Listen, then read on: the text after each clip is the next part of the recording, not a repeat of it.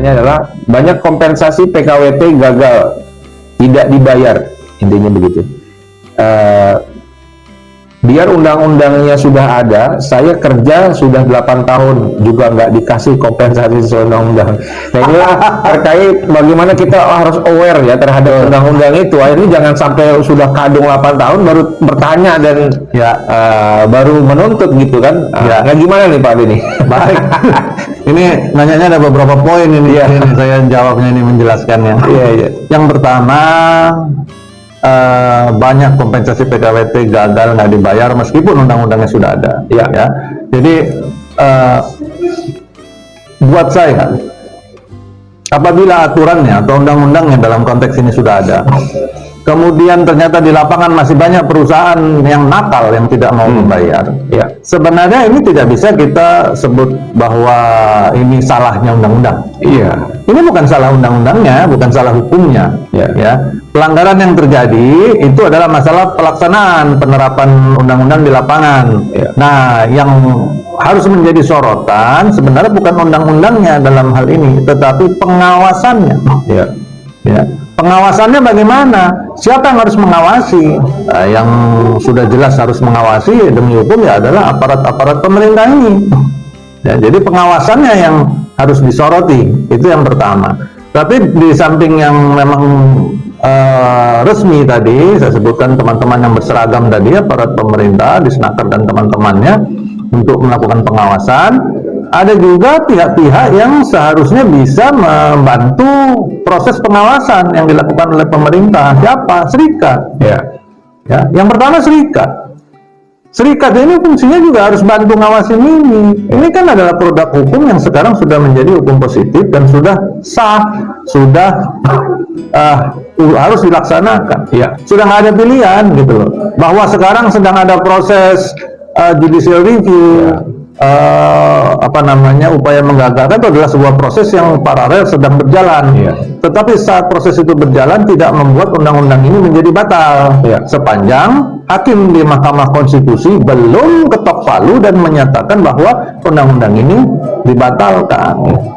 Jadi ini masih berlaku. Kembali ke pengawasan, maka teman-teman serikat itu seharusnya bisa menjalankan fungsi pengawasannya lebih ketat lagi. Mungkin dia bikin posko di perusahaannya masing-masing, mungkin dia memberikan pendidikan atau pemahaman kepada karyawan mengenai hak dan kewajibannya, supaya berimbang jangan cuma haknya doang, tapi kewajibannya apa. Nah itu juga harus diberikan sehingga karyawan menjadi lebih pintar. Ini kan menjadi isu kalau saya melihat Pak. Menjadi isu. Di satu sisi, kalau ini menurut saya mungkin banyak yang nggak setuju lah Saya melihat karyawan kita ini belum cukup dipintarkan, masih jauh, masih belum cukup dibuat mereka menjadi lebih pintar, lebih pandai. Jadi banyaknya diakalin aja.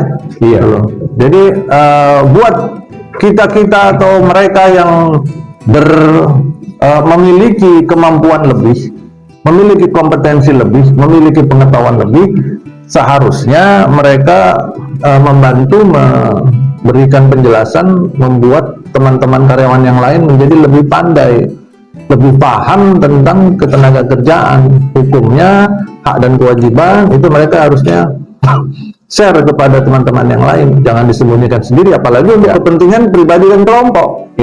Sebenarnya tanggung jawab pendidikan, memandaikan, memintarkan karyawan itu menurut saya adalah tanggung jawab serikat juga loh, nggak cuma tanggung jawab atasan dan HRD.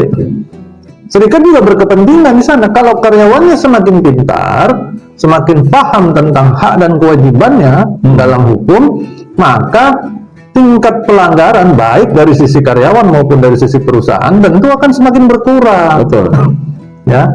Nah, sekarang kita lihat bagaimana teman-teman serikat yang notabene mereka langsung menyentuh karyawan di lapangan itu mampu berperan lebih apa enggak untuk membantu memintarkan karyawan, memandaikan, cari istilah apa sih istilahnya mungkin nggak bagus ya, memintarkan, memandaikan, itulah cari istilah apa itu ya.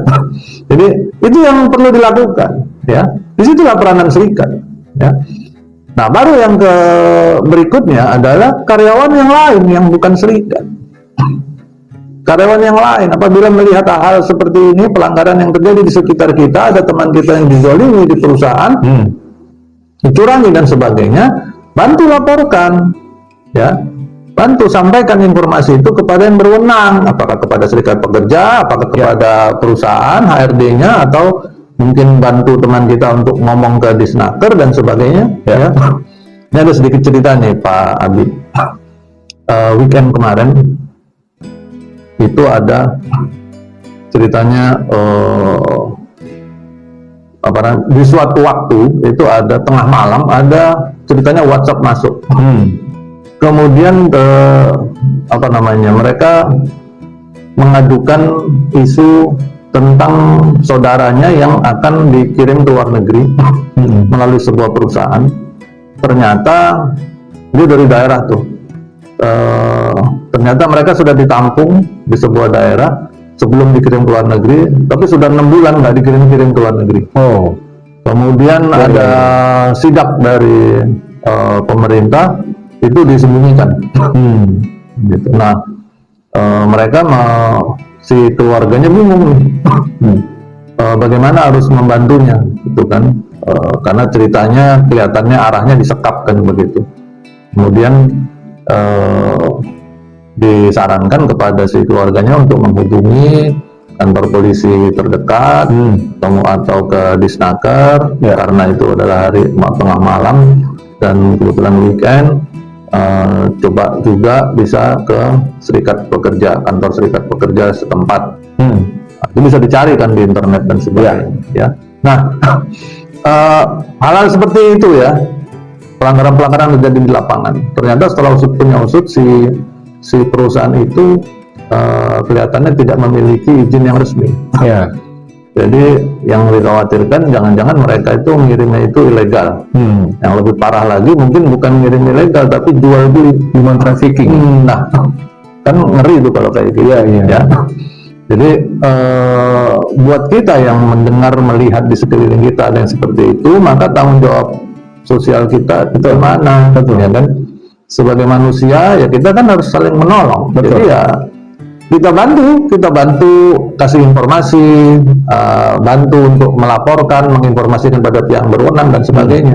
Demikian juga pada saat terjadi pelanggaran-pelanggaran di perusahaan, baik yang dilakukan oleh karyawan maupun pelanggaran dilakukan oleh pihak oknum-oknum di perusahaan atau oknum di HRD, oknum di atasan. Kan banyak tuh ya. Ambil contoh lagi kasus staycation yang bulan kemarin sempat heboh ya, staycation di daerah Cikarang dan kita bahas kemarin di KIR 31. Nah, KIR 31 sempat dibahas. Itu seharusnya menurut saya Pak Abi, mohon maaf ya, seharusnya hal seperti itu tidak akan pernah terjadi.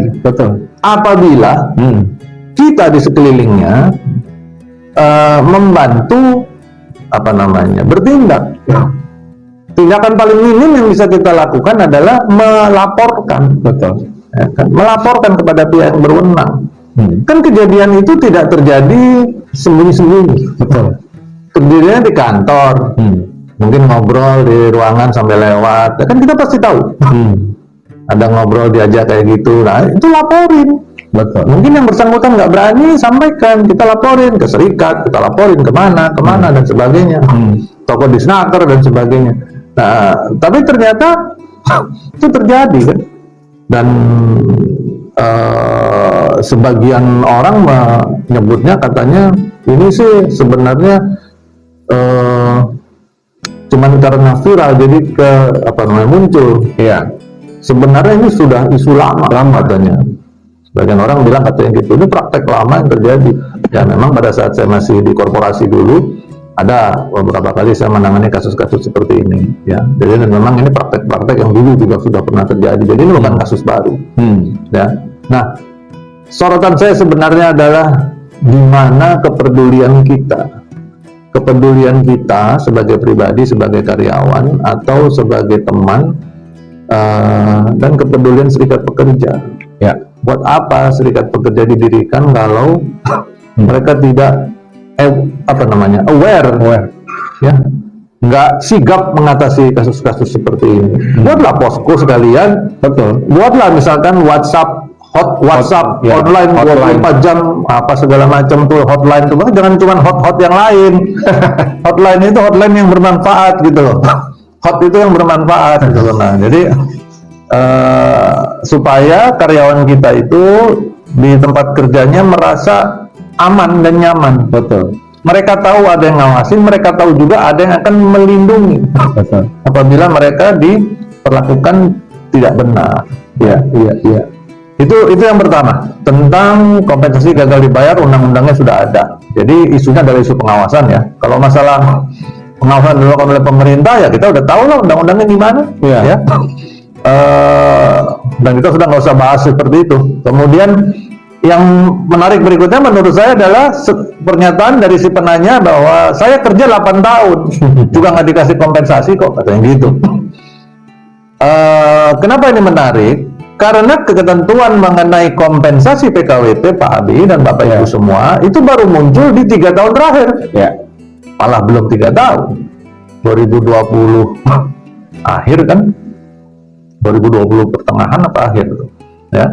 Jadi belum 3 tahun, kurang lebih 3 tahun lah. Ini kerjanya 8 tahun gitu. Jadi sebenarnya kompensasi PKWT-nya adalah 3 tahunan, Ya. bukan 8 tahun itu, ya.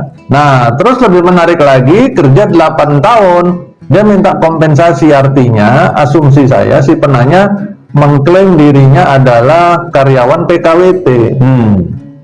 Padahal kita tahu semua kan Bapak Ibu, di dalam undang-undang ketenagakerjaan kita, baik undang-undang yang lama, yaitu undang-undang 13, dan undang-undang yang baru, UJK versi 1, versi 2, UJK 1.0 sama 2.0 itu, semuanya, tiga-tiganya itu tidak pernah mengakui adanya PKWT yang lebih dari 5 tahun. Nah ini kok bisa sampai 8 tahun? Ya kan? Berarti sebenarnya demi hukum dia adalah PKWT atau permanen. Kalau udah melihat seperti ini ya, secara sederhana, tentu nanti harus dibongkar datanya seperti apa, ya. Jadi, tapi ini kan mungkin curhatan lah ya, curhatan dari si penanya ini. Jadi dia ingin menyampaikan kekesalannya, ya curhatannya. Nah ini seharusnya disikapi oleh teman-teman yang berseragam ya, mengenai pengawasan tadi, demikian juga oleh teman-teman serikat. Ya mudah-mudahan mereka semua masih ada semualah hati nuraninya, ya. Termasuklah teman-teman serikat nih, jangan diam saja kalau yang ada kayak gini-gini. Baik, terima kasih.